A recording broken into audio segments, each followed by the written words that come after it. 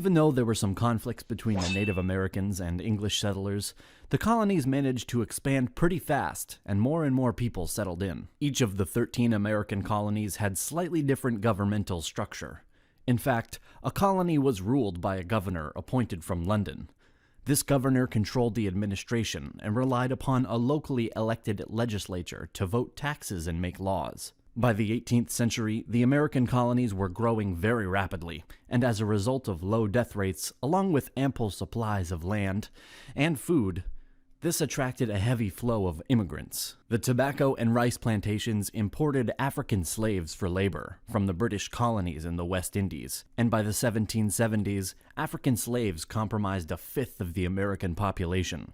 The question of independence from Britain did not arise as long as the colonies needed British military support against the French and Spanish powers. The French and Indian War was an event created by the political development of the colonies. It was also part of the larger 7 Years' War. Britain beat French forces, and France lost their colonies and territories in Canada and Louisiana. The war was costly, and Britain needed money.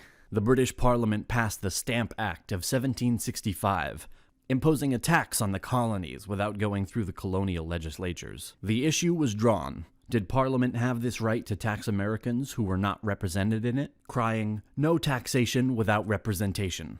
The colonists refused to pay the taxes, as tensions escalated in the late 1760s and early 1770s. The Boston Tea Party in 1773 was marked as the start of the Revolution. It happened in the town of Boston to protest against the new tax on tea. Parliament quickly responded the next year with the Coercive Acts, stripping Massachusetts of its historic right of self-government and putting it under army rule, which sparked outrage and resistance in all 13 colonies.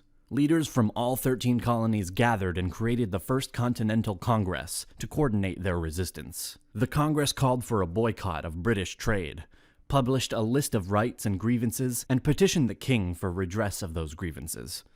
It wasn't about independence at that point, but this appeal had no effect, and so the Second Continental Congress was created in 1775. In order to organize the defense of the colonies against the British Army. The 13 colonies began a rebellion against British rule in 1775 and proclaimed their independence in 1776 as the United States of America.